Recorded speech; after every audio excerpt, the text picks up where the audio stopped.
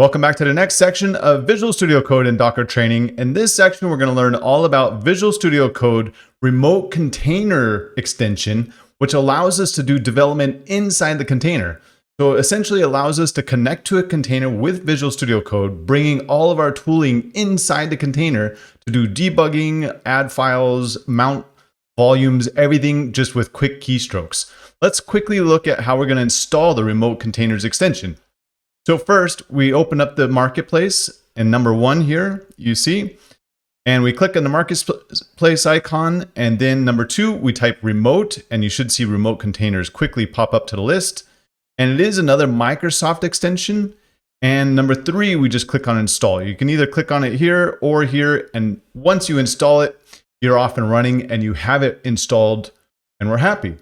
Join me in the next section as we learn how to launch remote containers and connect to these remote containers with Visual Studio Code.